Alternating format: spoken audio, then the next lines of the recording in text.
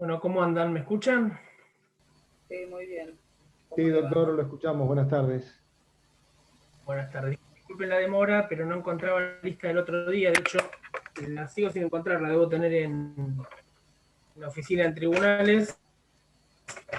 Con lo cual voy a tomar a mano la lista, ¿sí? Después lo paso. No se preocupen por las faltas, que la vamos a dejar constancia igual de los que están, ¿sí? A ver. Ahí está. A ver, veo que está Adriana Weiss,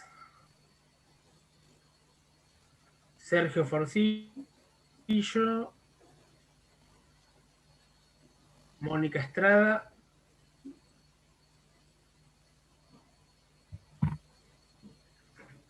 Dalma Igartua. Igartúa. Igartua, perfecto.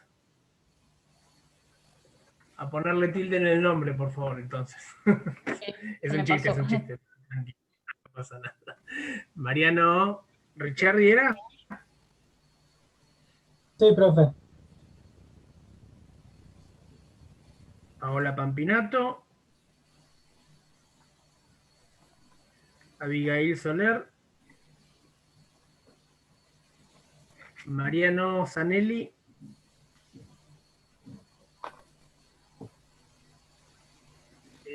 Constanza, ¿tu apellido cuál es? Fernández, con ese a lo último. Hernández, gracias. ¿Verdad? ¿Con este? Ah, bien. Con Valentina Postigo. Sí. Sergio Martínez. ¿Martínez de Tallo o presente?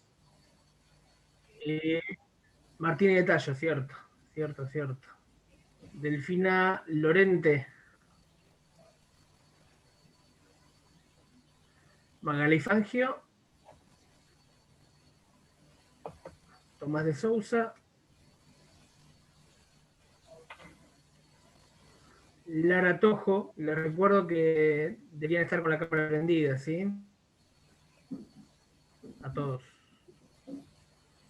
Liliana Piccolo.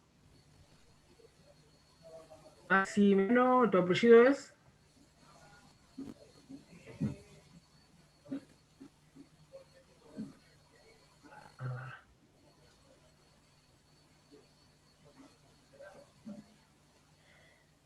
Tobias Kessler. Presente. Perfecto. Lara Tojo presente, profesor. Sí, ya te vi. Ah, listo. Andrea Garibotti. Presente, Garibotti. Perfecto. Liliana Piccolo. Ah, ya está Liliana. Valentina Bate. Sí, no tengo cámara. Bien, Valentín. Andrea Garibotti ya estaba. Siri también.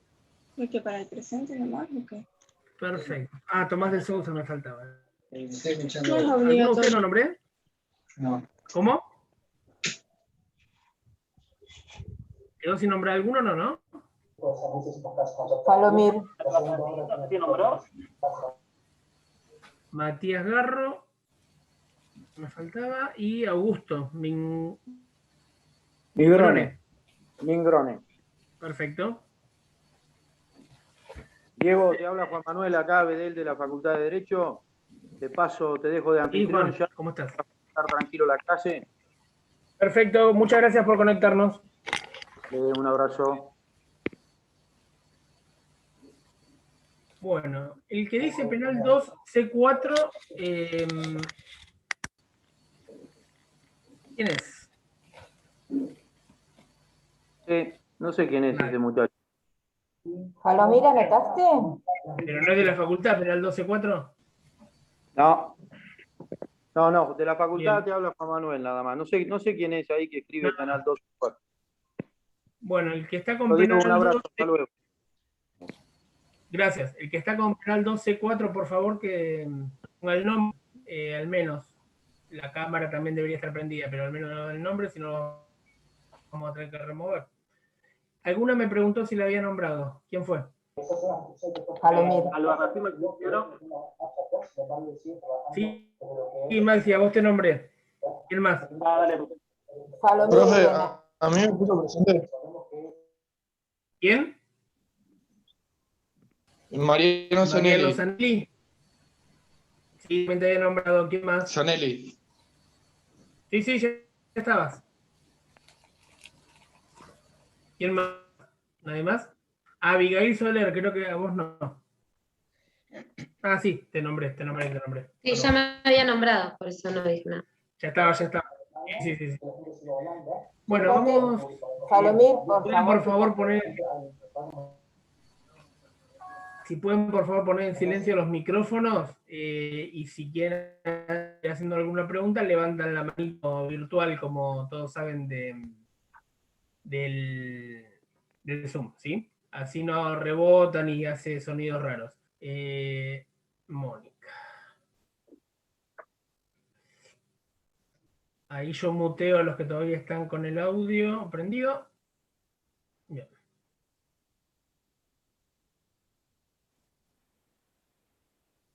Perfecto. Bueno, vamos a comenzar. ¿Cómo vienen hasta ahora? Bueno, supongo que bien. Estuvieron comentando Roberto, Eugenia y Milagros que van bien con las clases y demás, lo cual es bueno. Así que hoy vamos a arrancar con lo que nos toca, ¿sí? Ya habíamos tenido el primer encuentro con algo general de parte, ya, valga la redundancia, de parte general de derecho. Ahora vamos a entrar directamente en lo que nos ocupa, que es el primer conjunto temático, que son los delitos contra el orden público, ¿sí? Vamos a ir hablando un poco de esto, apoyándonos un poco en el power que tengo armado, y cualquier duda, como les dije, me levantan la mano o en el chat. El problema del chat que teniendo abierto un power se complica un poco seguirlo. Así que bueno, seguimos por ahí. Delitos contra el orden público. ¿Dónde empezamos? ¿De dónde estudio? Ya lo hablamos del primer día. Por cualquiera de los autores, Bonpadre, Dona, Terrani, Soler, cualquier autor más o menos reconocido va a estar bien. Es una temática que es bastante general, no hay mayores problemas.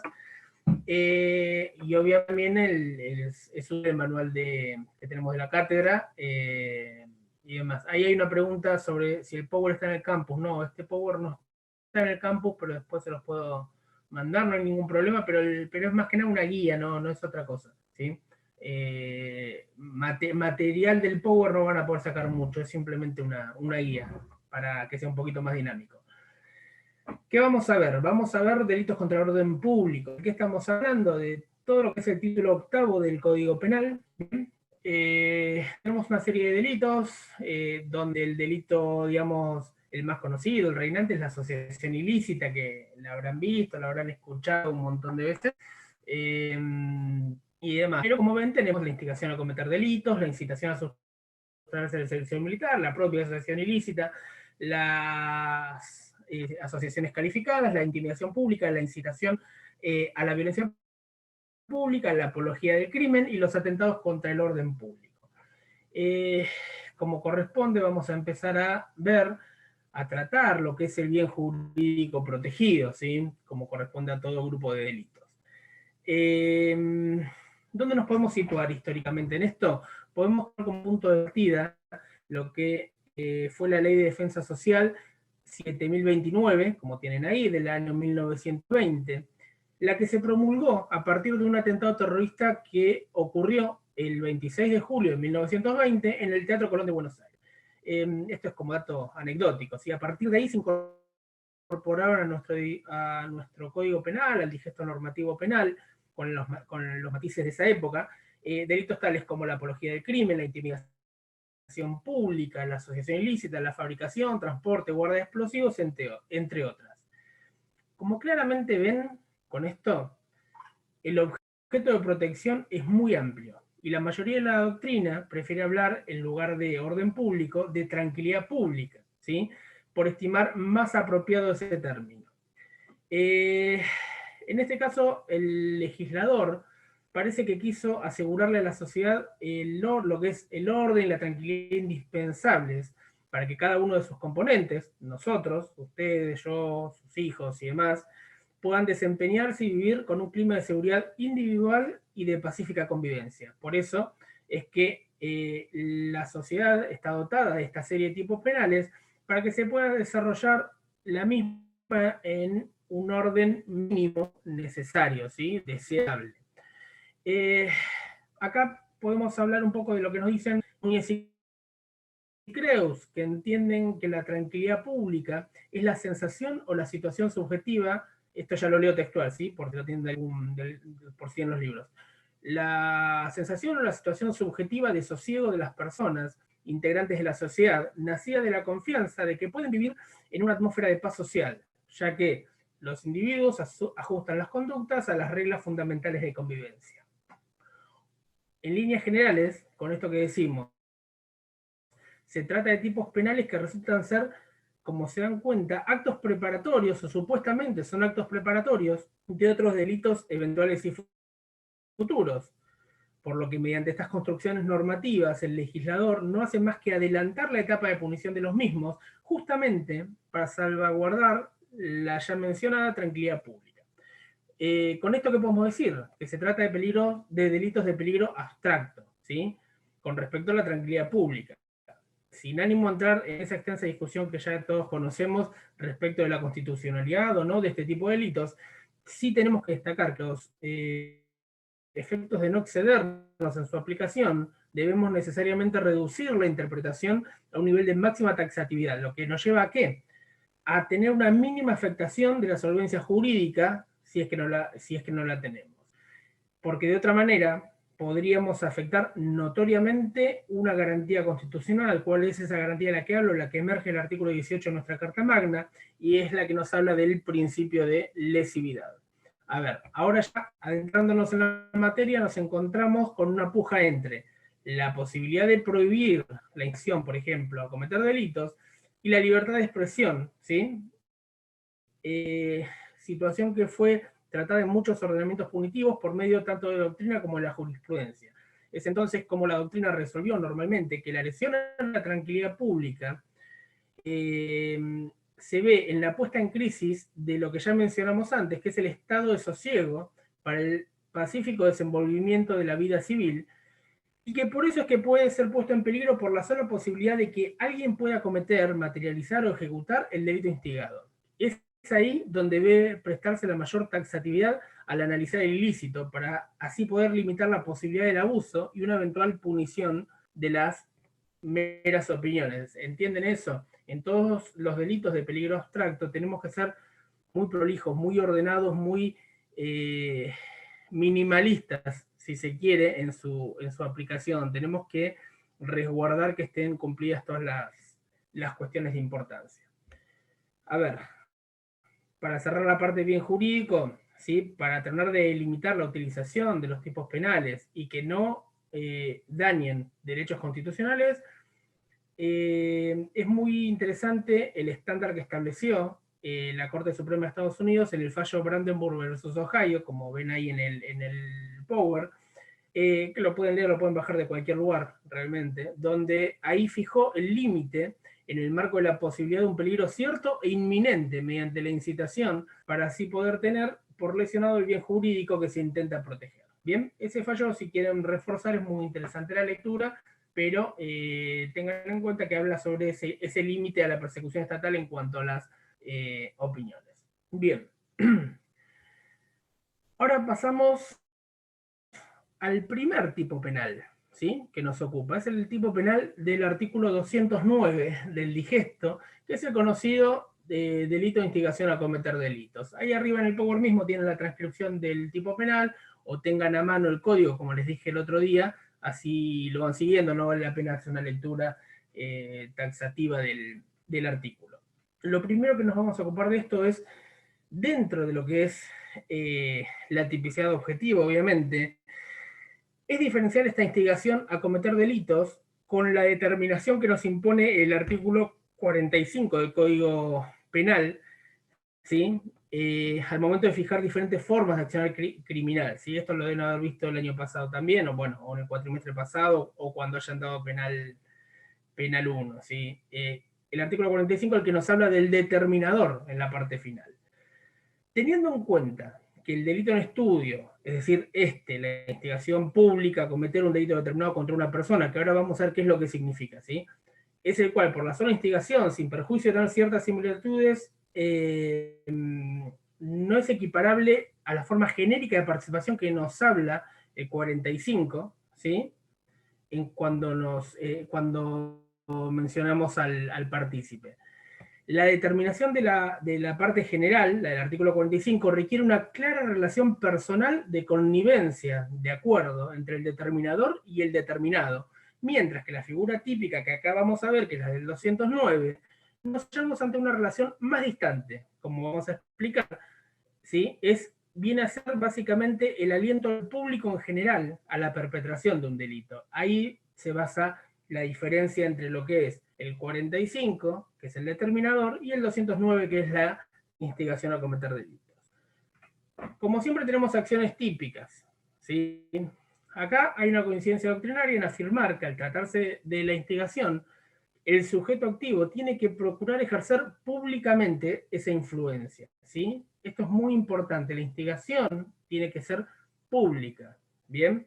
Tiene que tratar de influir de manera notoria y pública, ¿sí? Alentando a otras personas para que cometan un delito determinado contra una persona, sea física, sea persona, bueno, yo estoy todavía con el chip viejo, física o ideal, pero es persona humana o persona jurídica ahora. Bueno, entonces, claramente, siguiendo las pautas vistas hasta el momento, al hablar del bien jurídico y la necesidad de una taxatividad extrema al analizar estos delitos, no cualquier discurso nos lleva a verificar la acción que requiere el tipo penal, no cualquier persona que se levante, que suba a un escenario y que dé un discurso animado, fogoso y demás, en contra de algo, vamos a poder imputarle la instigación. Recuerden que hay un deber de taxatividad extrema en esto, ¿bien? Acá lo importante es que el autor tiene que mediante ese discurso, efectivamente impulsar a otros, ¿sí?, a crear la voluntad de cometer cierto delito que también se encuentra tipificado en el Código Penal, ¿bien? Tiene que darle, como dice en el Power, un impulso efectivo a otros a crear la voluntad de cometer ciertos delitos del Código. A ver, normativamente, esperen que se me pasó esto, no, ahí estamos, volvemos. Normativamente, ¿qué se requiere? Que no solamente se aliente a la comisión de un delito tipificado, sino que lo sea en vistas de un sujeto pasivo, es decir, la víctima, una víctima determinada, sea, como dije, persona física o jurídica. Y finalmente se requiere una modalidad específica en la instigación. ¿Cuál es esa modalidad? Como dijimos al principio, tiene que ser pública, por lo que no puede quedar en meros comentarios privados entre sujetos, ¿sí?, en una charla de café con un amigo, con dos amigos o con un grupito chico, sino que tiene que tener un alcance más allá de ese ámbito acotado. Así, nos enseña muy claramente Fontán Balestra que no tiene que haber una limitación en el círculo de destinatarios, por lo que tiene que ser posible que esa instigación sea oída o recibida por alguien que no haya sido convocado personalmente a esa reunión. ¿Bien? Tiene que ser público, bien notoriamente público. Para que se dé esta publicidad, tenemos que ver qué es lo que se tiene que dar. Se pueden dar diversas modalidades. Puede ser verbal, escrita, audiovisual, por medios tradicionales o por medios modernos de comunicación, como serían hoy las redes sociales, cualquiera de ellas. Básicamente, tiene que ser realizada por un medio que sea idóneo, y ahí va a estar el análisis que en su momento después hagan los fiscales y haga el juez que le toque juzgar estas cuestiones, por un medio que sea idóneo para que llegue una generalidad de personas conectadas al ámbito en que se da esa difusión, con la posibilidad real de concreción final de manera cierta e inminente, ¿sí? Tiene que ser posible, ¿bien? Si yo los aliento a ustedes a que pongan una bomba atómica en el Capitolio de Estados Unidos, no es posible, queda en un discurso más de aliento irracional que otra cosa. Bien, déjenme un segundito que tomo algo. A ver, voy a abrir el chat por si hay algo que no lo estoy viendo. No, bien. Bueno, seguimos. Vamos a pasar ahora, dentro del mismo delito, a lo que es la tipicidad subjetiva. Es un tipo esencialmente doloso, ¿sí? No prevé un accionar imprudente. Consecuentemente, el dolo tiene que comprender el conocimiento de cada uno de los elementos que venimos hablando hasta ahora y de las circunstancias esenciales del tipo objetivo, y obviamente la voluntad de realizar esa conducta prohibida, buscando ese autor que alguno de los receptores de ese mensaje cumpla con su idea y el direccionamiento criminal insertado en su cabeza, ¿sí? Dicho esto, no podemos, yo particularmente creo que no es posible aplicar el dolo eventual. Acepto naturalmente solo el modo directo, ya que tenemos una ultrafinalidad, ¿sí? La ultrafinalidad del autor tiene que estar dirigida a que mediante esa instigación otro u otros procedan a la comisión de un delito, por lo cual cuando hay una ultrafinalidad normalmente no es aceptable el dolo eventual. Ahora sí, me había adelantado, pasamos a lo que es consumación. Este delito, el de instigación a cometer delitos, se consuma cuando, en el preciso momento en que el público recepta el mensaje por parte del sujeto activo, ¿sí? Doy el discurso, ¿sí? Instigando a cometer un delito a un número indeterminado de personas en un público abierto, y en ese preciso momento, cuando el público lo recepta el mensaje, ahí está consumado. Entonces, ¿qué es lo importante? Que no tiene que ser algo potencial, sino que efectivamente tiene que haber llegado a los sujetos instigados. Tenemos que poder corroborar que los sujetos receptaron ese discurso en cuestión, ¿bien? En lo que hace a la tentativa, que es la pregunta que pueden llegar a hacer, me parece, siempre y cuando tengamos constatado que el autor, ¿sí? El instigador, el discursivo, la persona verborrágica, hubiera utilizado todos los medios idóneos para la concreción del ilícito, y que no haya podido llegar a eso, que no haya podido llegar hacia los terceros, hacia un público, por razones ajenas a su voluntad, podríamos estar ante la tentativa de instigación a cometer delitos. Y por último, en esto, mencionar que la doctrina en general considera que al tratarse de delitos de mera actividad, ¿sí? No cree que sea posible, hay parte de la doctrina, en este caso, no cree que sea posible la tentativa porque es un delito de mera actividad. A nivel concursalidad, ¿sí? ¿Qué quiere decir? La relación con otros tipos penales. Esto lo vamos a tratar de ver cuando sea de importancia. Estamos hablando, según palabras de D'Alessio, de delitos de resultado cortado, ¿sí? Por lo cual es de especial interés que en una primera etapa el instigador procura convencer al público de la comisión del ilícito o de los ilícitos, y en una posterior etapa es posible que los receptores ejecuten los deseos del autor, ¿sí? Delinquiendo respecto a otro tipo penal. Bien, tenemos entonces un instigador que instiga a cometer delitos, los receptores que receptan ese mensaje y que después ejecutan esos delitos por los cuales fueron instigados. Entonces, en principio, si el delito instigado no se ejecuta, la conducta resulta ser punible por la sola instigación. Pero, si al menos hubo inicio de ejecución del delito instigado, es decir, yo le digo a ustedes, salgan a robar autos, salgan a romper vidrieras, y alguno de ustedes inició la ejecución de cualquiera de esos actos, podemos discutir, ¿sí? Sobre si ambos delitos concurren materialmente entre sí, ¿sí? Hay una discusión que se puede dar en eso. Con otro cuestionamiento que va más allá, que versa sobre si el delito es autónomo o subordinado al otro ilícito. Esa es una discusión que pueden profundizar con cualquiera de los autores, pero es bastante interesante.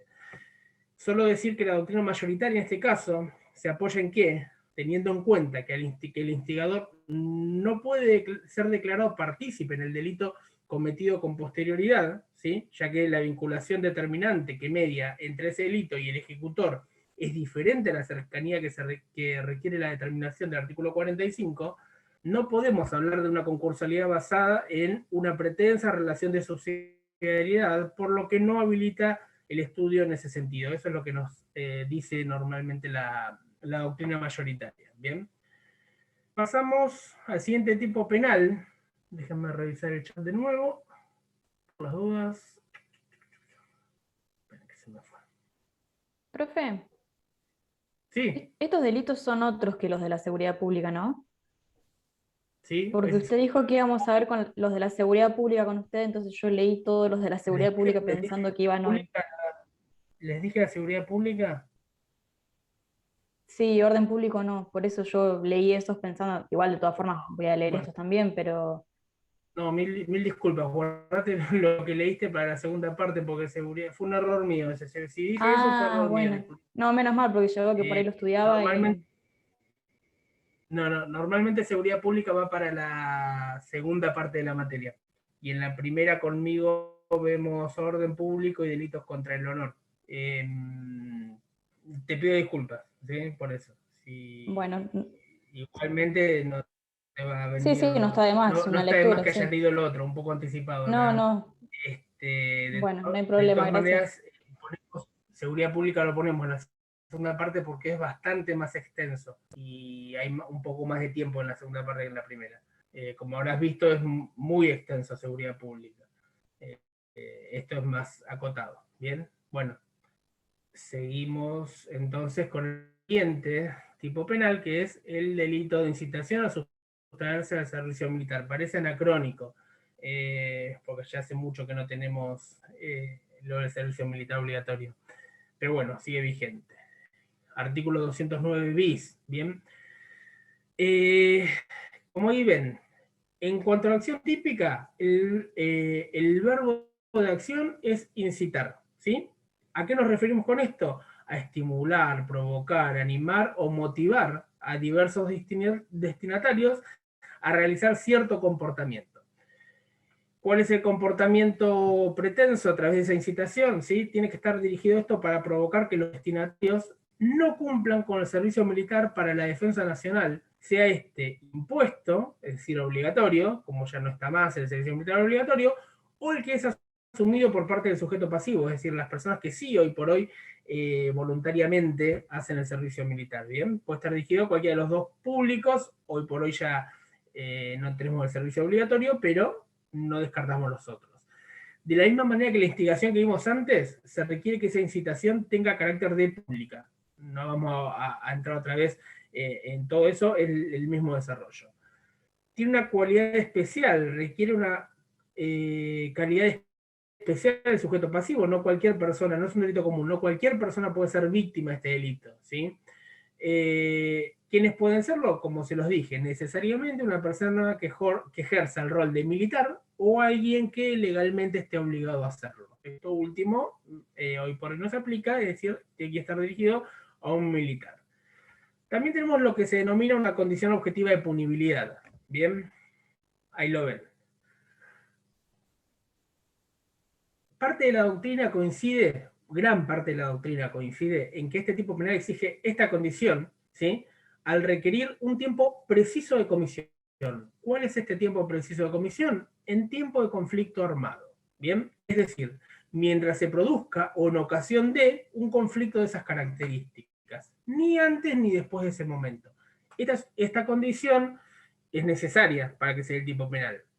A ver, ¿con esto qué quiere decir? Que la mera incitación a extraerse del servicio militar obligatorio o asumido no alcanza para configurar el tipo penal. Bien, por eso me interesaba la clase pasada hablar de parte general.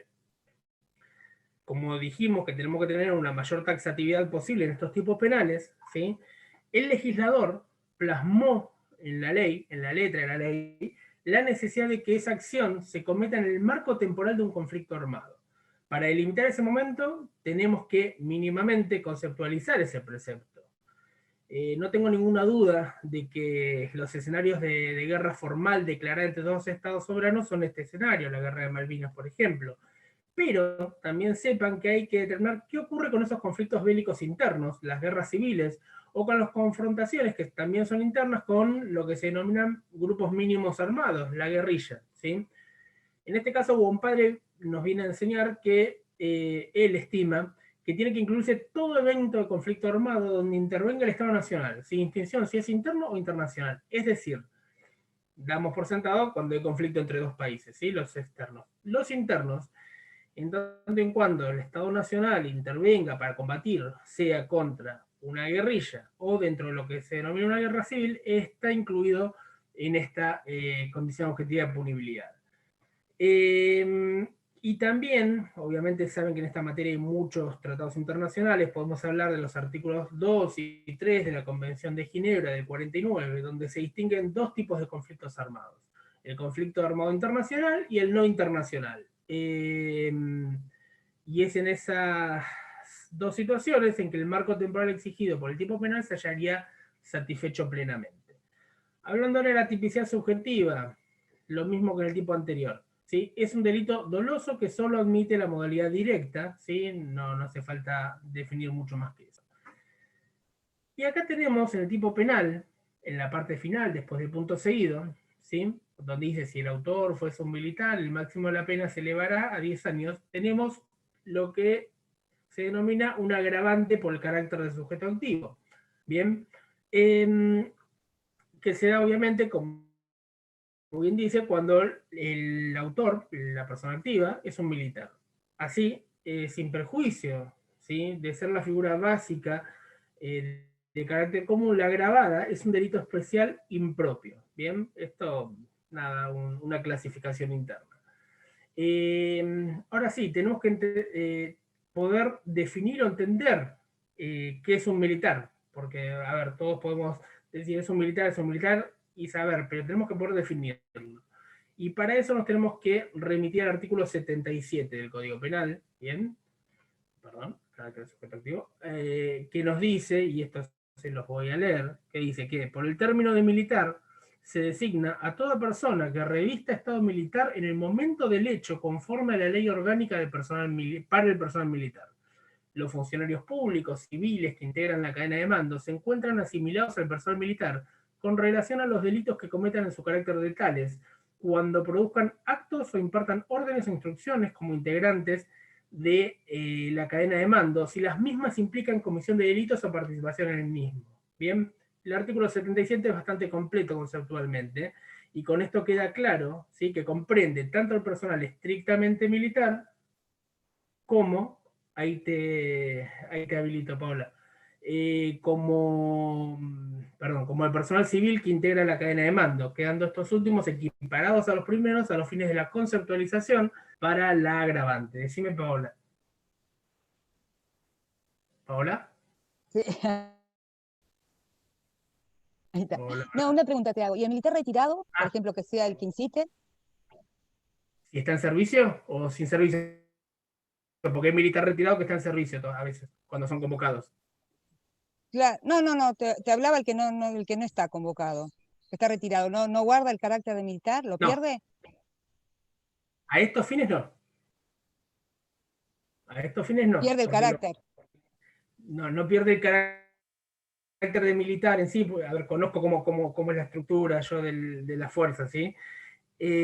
No pierde el carácter militar, pero a los fines de ser taxativamente, de ser taxativos en la aplicación de este artículo, del agravante, no está dentro de la cadena de mando, no puede impartir órdenes y no tiene esa ascendencia interna reglada, bien, con lo cual no sería agravante, ¿sí? Ah, perfecto. Muchísimas gracias. Bien. No, gracias a vos. Perdón, otra pregunta.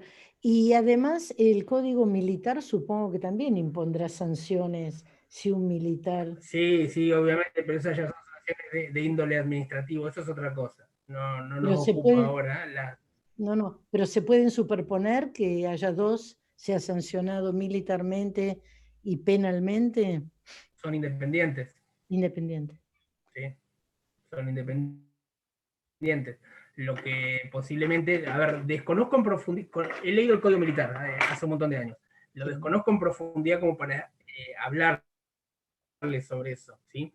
Tenemos que ver si no hay colisión entre lo que son los hechos y la punibilidad de los hechos. Si tenemos una misma situación que la castigamos punitivamente con la norma del Código Penal, y esa misma situación la tenemos en el Código Militar, no podemos imponer dos sanciones independientes por el mismo hecho. Eso está claro. Entonces ahí tendremos que ver qué es lo que se aplica. ¿Bien? ¿Cuál Pero prevalece? por lo que recuerdo, prevalece seguramente sin duda el Código Penal, pero lo que recuerdo del Código Militar, que era muy descriptivo en cuanto a algunas situaciones o algunos comportamientos del personal, muy descriptivo, muy puntilloso en ese aspecto. Y con una gama de sanciones bastante importantes. ¿Bien? ¿Está bien? Gracias. Sí, sí, gracias. No, de nada, Adriana. Bueno, seguimos con el siguiente tipo penal, que es, si se quiere, lo que podemos decir la reina de este conjunto de delitos, es el artículo 210, la asociación ilícita. Bien, este me voy a permitir, es lo único que quiero leer nada más, para que por si alguno de ustedes no tiene el código penal a mano, lo escuchan. Artículo 210, será reprimido con prisión o reclusión de 3 a 10 años el que tomare parte de una asociación o banda de 3 o más personas destinadas a cometer delitos por el solo hecho de ser miembros de la asociación.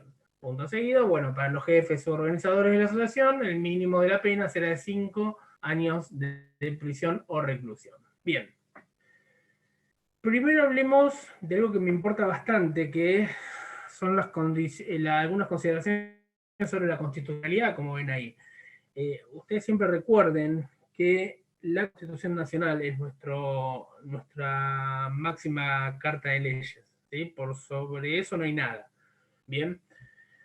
Este delito, la asociación ilícita, lo han escuchado 1000 veces en la tele, lo han visto, o posiblemente ya lo han estudiado, ¿sí? Pero tenemos que saber que tiene aristas particulares en cuanto al tópico que les estoy diciendo, que es la constitucionalidad. Tiene muchos cuestionamientos que desde hace muchos años recibió en función de la justificación, de la punición, de lo que sería un acto preparatorio, ¿sí? Bien, porque acá estamos en un acto preparatorio de un delito posterior o de un conjunto de delitos posteriores. ¿Y qué violentaría esto? El principio de lesividad del artículo 19 de la Constitución. Entonces, es necesario de alguna manera delimitar adecuadamente esa interpretación. Es justamente por eso que cuando estudiamos este tipo de delitos, tiene que haber un severo celo, dicen algunos autores, en la acreditación de todos los extremos del tipo penal en cuestión, lo que lógicamente nos estaría llevando a un resultado positivo, ¿sí? En la merma y desaparición de esos cuestionamientos de índole constitucional. Es decir, tenemos que tener mucho celo en corroborar cada una de las aristas de esta cuestión. Solo mencionar, ¿sí?, que desde el inicio nuestra sociedad cívicamente organizada fue perseguida punitivamente, o persiguió punitivamente la agrupación de individuos con finalidad ilícita, ¿sí? Lo que se trasladó hasta nuestros tiempos en este tipo penal de la asociación ilícita. Entonces, lo importante para evitar este daño constitucional es que seamos muy estrictos, muy puntillosos en el análisis del tipo, de los hechos en cuestión y de que cumplan cada uno de los requisitos que vamos a ver. En lo que hace al bien jurídico, es lo mismo que venimos hablando, bien.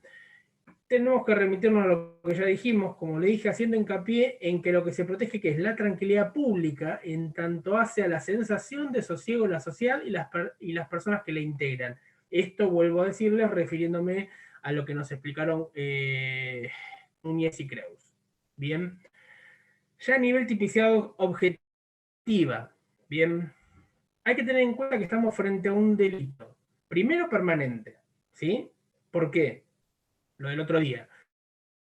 Se consuma con el solo hecho de formar parte de la agrupación, y eso dura hasta el momento de la disolución del agrupamiento.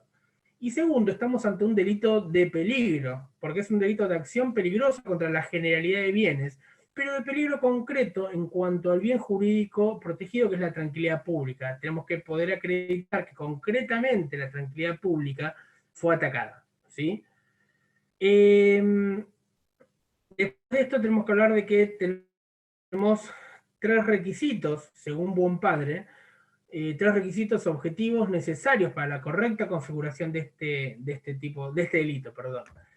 Primero, la acción de formar parte o de conformar una asociación criminal. Segundo, un número mínimo de autores. Y tercero, un fin delictivo. ¿Bien?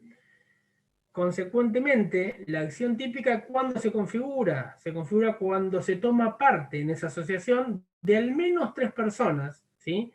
Y que de manera consuetudinaria, se diría, o habitual, esta esté destinada a cometer delitos, ¿sí? El formar parte, tengan claro que no implica el mero acercamiento, la simpatía o la afiliación con un grupo.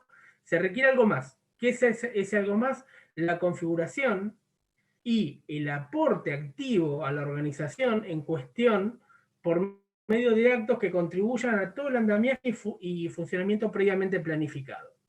En lo que hace a la organización, si bien puede presentarse una estructura eficientemente coordinada, con funciones atribuidas, eslabones de trabajo para cada miembro, para esa configuración no hace falta llegar a ese extremo, sino que alcanzaría con la simple cohesión del agrupamiento para esa finalidad delictiva. En cuanto a la estructura, ¿sí? Podemos verificar los siguientes extremos, cuando hablamos de la estructura, ¿bien? Ahí estamos. ¿Cómo tiene que ser? Cuando hablo de estructura de la organización, ¿qué quiere decir? Tenemos que explicar cómo tiene que ser esa asociación, cómo tiene que ser el andamiaje de la asociación. Debería ser estable, debería ser duradera en el tiempo, integrada por un mínimo de 3 personas, con lo que probablemente ya vieron con el doctor Simas cuando habla de concepto de banda, regirse bajo la voluntad de los partícipes de cometer delitos, ¿sí? Y con una marcada relación de reciprocidad y uniformidad entre los integrantes.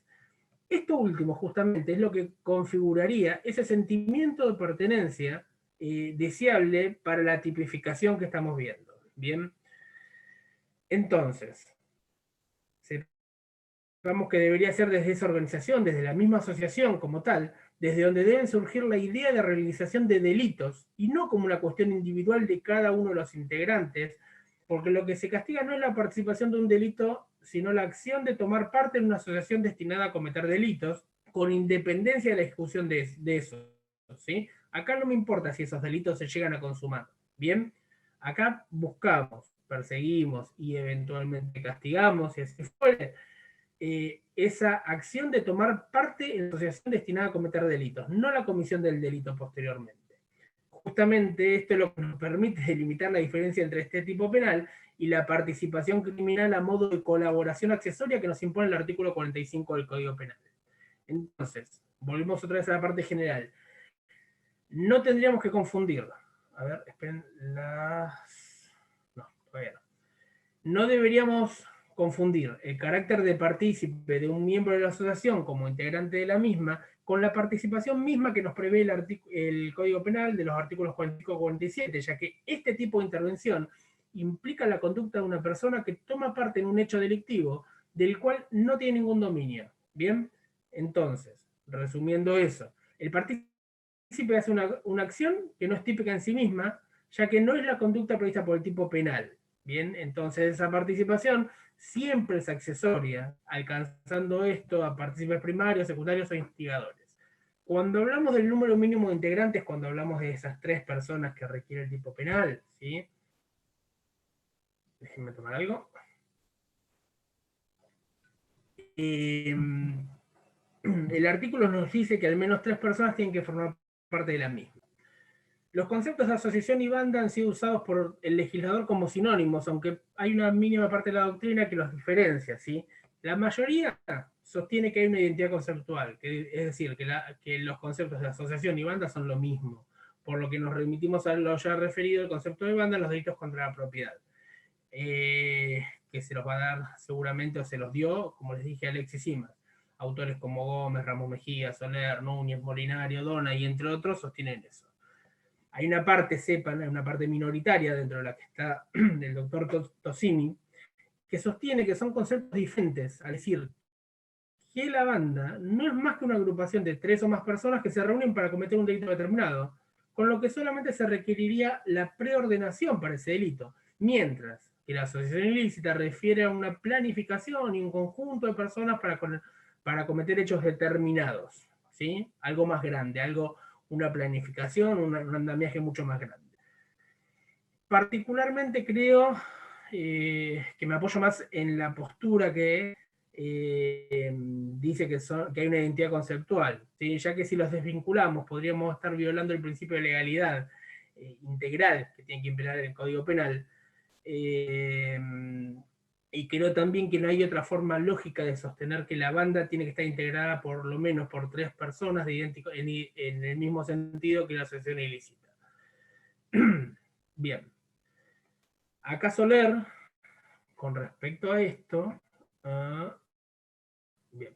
Soler, con respecto a esto, nos dice que la exigencia de los tres integrantes tiene que verificarse tanto en aspectos objetivos como subjetivos. ¿Qué quiere decir? Que cada una de esas personas, cada una de esas tres personas, tiene que saber que es miembro de esa asociación, quiso serlo y fue aceptado. Bien. También tengamos en claro algo, que me parece que es importante para no confundirnos. La mera suma aritmética de personas, de sujetos, no es lo que nos hace completar estas tres personas, ¿sí? Estas tres personas tienen que tener ciertas particularidades. Hay una leve discusión doctrinaria al respecto, ¿sí? Donde por un lado tenemos la minoría que sostiene que no importa la calidad de las personas para tipificar el delito en cuestión, es decir, se enarbola por la sumatoria aritmética de tres personas, y por otro lado la mayoría de la doctrina nos dice que es necesario que esos sujetos, que esas personas, sean jurídicamente imputables para poder integrar la banda o la asociación ilícita.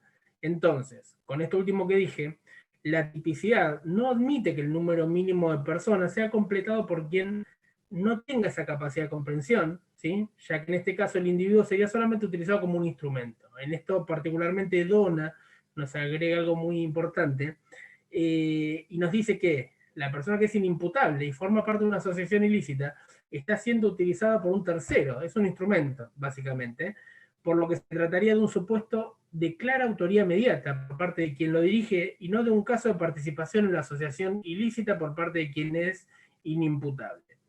Es importante que entiendan eso, con lo cual si encontramos una asociación ilícita donde tenemos tres personas y de las cuales una de esas tres acredita que no tiene capacidad de comprensión de sus actos, deja de ser una asociación ilícita.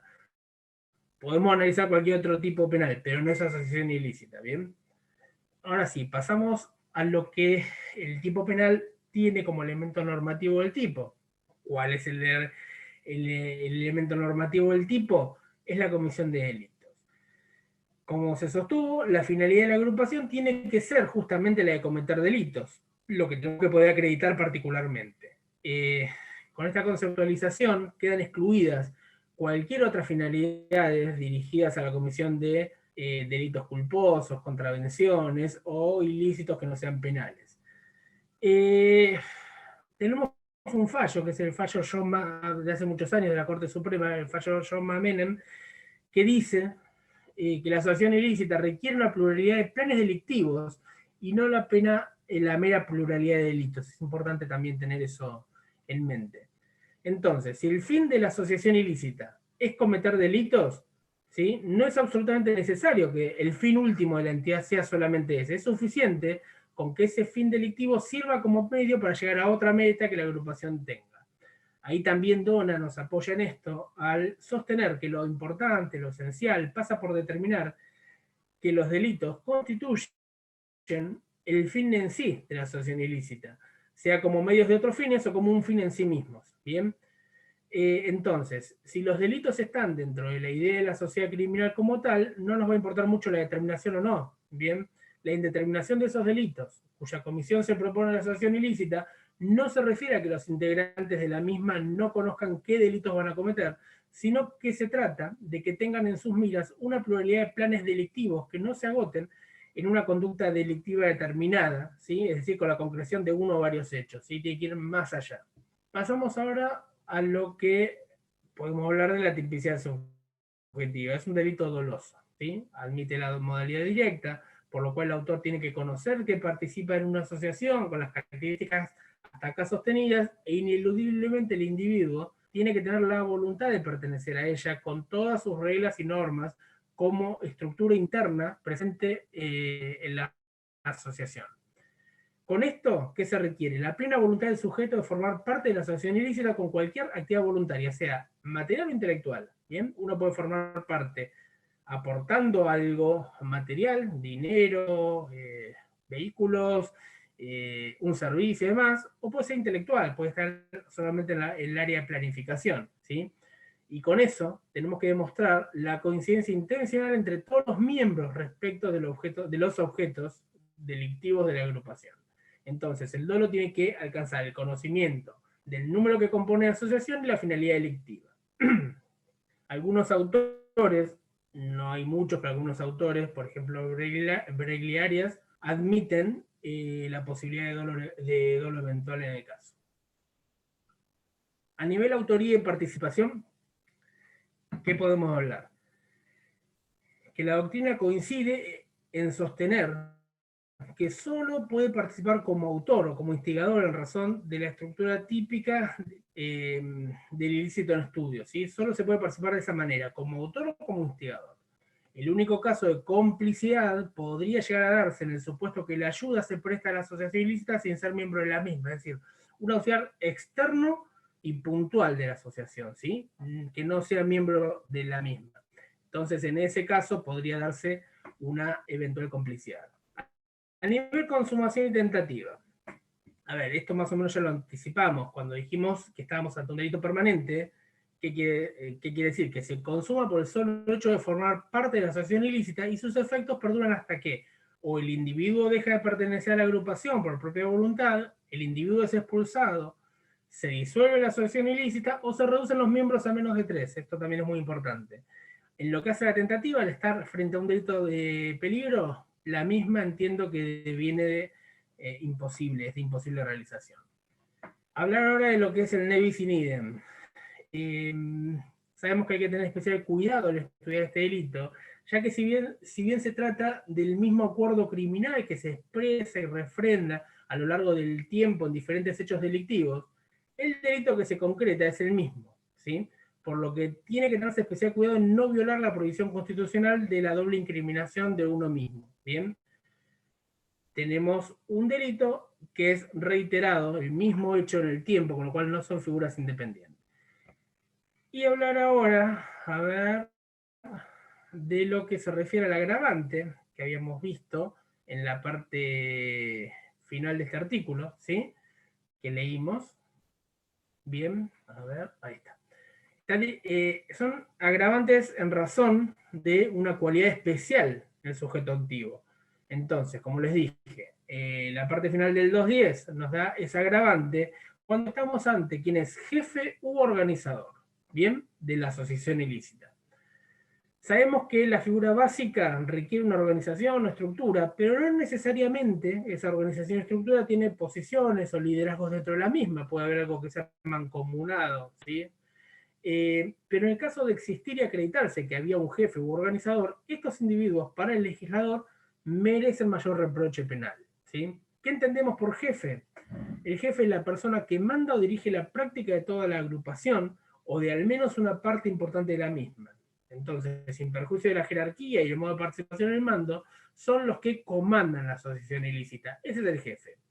Cuando hablamos del organizador, estamos hablando de los que actúan en el establecimiento, en la formación y en la coordinación de la asociación ilícita, ¿sí? Habiendo una situación que eventualmente podría darse, un sujeto que organiza y luego después no toma parte. Bien, en esta especial situación estaríamos frente a un individuo que debería responder a título de instigador o de inductor del delito. Bien, ahora vamos a pasar al 2.10 bis. Profe, Dígame. en todos estos delitos, ¿Alma? el sujeto pasivo es la sociedad o el Estado en general. Estamos hablando, el sujeto pasivo es indeterminado en este caso, es la sociedad en general. ¿Bien? ¿Me escuchaste? Sí, bien, gracias. Ah, bien. Bien. Artículo 210 bis. Es la asociación ilícita calificada. Es un artículo bastante largo, ¿sí? Y siempre nos vamos a los incisos. Se impondrá reclusión o prisión de 5 a 20 años al que tomare parte, cooperar y ayudar a la formación o mantenimiento de una asociación ilícita destinada a cometer delitos cuando la acción contribuya a poner en peligro la vigencia de la Constitución Nacional, siempre que ella reúna por lo menos 2 de las siguientes características, y ahí está toda la nómina de características. Lo que muchas veces nos olvidamos, ¿sí? Cualquiera, ¿sí? De que tiene un agravante general. Tenemos las agravantes particulares, que son las características, que como está bien claro arriba, ahora las vamos a ver, pero se tiene que corroborar al menos 2 de 3, al menos 2 de alguna de esas, ¿sí? Pero tenemos un agravante general, que está por la mitad de ese enunciado que acabo de leer, que por eso lo leí. Y hay que ser muy cuidadosos, porque como bien ven acá, se eleva drásticamente la escala punitiva, ¿sí? Si bien se mantiene el mínimo en 5 años, ¿bien? Eleva el techo a 20 años, constituyéndolo en uno de los tipos penales más gravosos del Código Penal. ¿La agravante general cuál es? La puesta en peligro de la vigencia de la Constitución Nacional. No solamente necesitamos que haya una asociación ilícita, no solamente necesitamos que haya una asociación ilícita con 2 de todas esas características que después vamos a ver, sino que tenemos que poder acreditar que con esa formación de asociación ilícita se puso en peligro la vigencia de la Constitución Nacional. ¿Bien? Es bastante difícil, la verdad, de probar. Y solo decir que la estructura del ilícito, como les dije, tiene esta doble agravante, y la primera que ocupa, que es la general, tiene que verificarse en todos los sucesos, y tiene que sumarse a al menos 2 de alguna de las agravantes específicas que veremos después. Entonces, hay consenso entre todos los autores en que no es necesario que la agrupación se haya creado originariamente para poner en peligro. No tengo que formar una asociación ilícita para poner en peligro la Constitución, sino que alcanza con que contribuya a causarlo. Acá nos ilustra bastante bien Terragni, que nos habla respecto al peligro de vigencia de la Constitución, y nos dice que ese peligro tiene que ser cierto y efectivo. Esto nos lleva a un problema dogmático que se centra en la discusión respecto a la imprevisibilidad conceptual, donde lo torna un delito imprevisible, y nos lleva a tener que delimitar certeramente las condiciones generales respecto a cómo se contribuye certeramente a poner en peligro el orden constitucional. Así, es necesario ser muy restrictivo, como se los vengo repitiendo con estos tipos penales, al analizarlo, y solamente ingresar el agravante cuando se acredite fehacientemente esa puesta en peligro. A nivel subjetivo, siguiendo la tesis general que venimos viendo, se requiere el dolo directo, ¿sí? Y podemos asegurar que tiene que estar en conocimiento del autor todos los elementos del tipo que constituyen tanto la agravante genérica como las especiales que vamos a ver. ¿Bien? Bueno, entonces, que les quede grabado, por favor. La agravante general se tiene que dar siempre. Y ahora vamos a pasar a ver las agravantes específicas. Les recuerdo que tenemos que poder acreditar que se cumplen al menos 2 de todas estas. ¿Bien? Vamos a hacer una por una. La primera es la que habla de que tiene que estar la asociación integrada por 10 o más individuos. ¿Por qué hay mayor reproche penal? Porque hay un número de participantes de la asociación que lo torna más peligroso. Entonces, siguiéndolo hasta aquí sostenido, cuando hablamos de la figura básica, para este cómputo tampoco tenemos que tener en cuenta los que sean cooperantes, fundadores, que no se incorporen en forma permanente, ni las personas que no tienen capacidad intelectiva para formar parte, ¿sí? Entonces, lo mismo que dijimos para estructurarla con 3 personas, se aplica acá, pero tiene que ser 10 o más individuos. La segunda de las agravantes especiales es que hay que poseer una estructura militar o de tipo militar.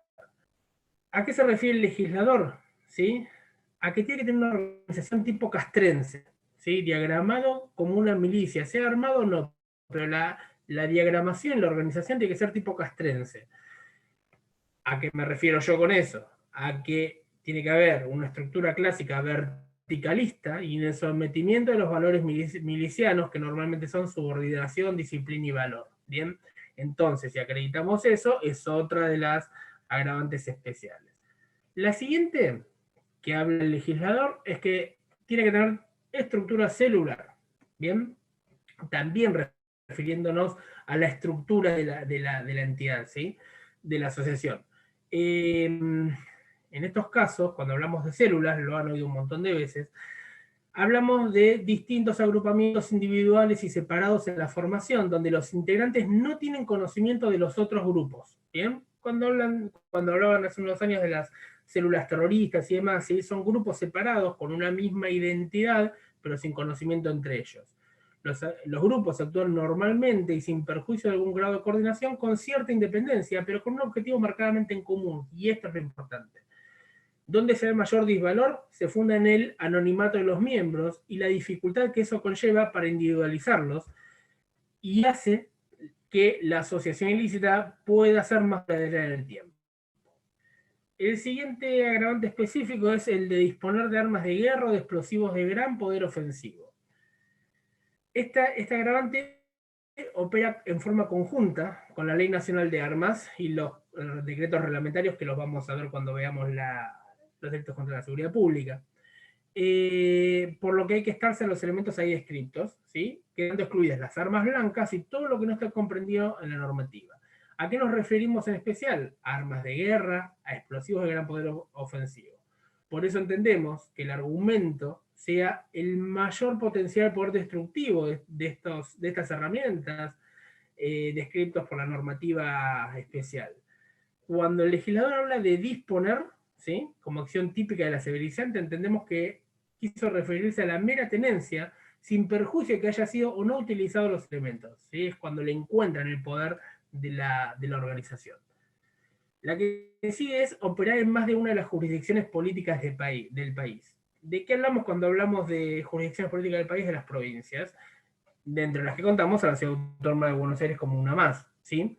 Entonces, la opción de operar se refiere a que la asociación es constituida, tenga su sede principal o derivaciones, permanentes o temporales, en más de uno de los territorios políticos de nuestro país. Es decir, por ejemplo, una asociación ilícita que tenga su sede en provincia de Buenos Aires y dos ramificaciones, una en San Juan y otra en Santa Cruz, por ejemplo. ¿Dónde está el mayor daño para el legislador? En la extensión territorial en la que opera la agrupación, ¿sí? Lo que eso lógicamente nos conlleva un mayor peligro a la tranquilidad pública. El siguiente, estar compuesta por uno o más oficiales o suboficiales de las Fuerzas Armadas o de Seguridad.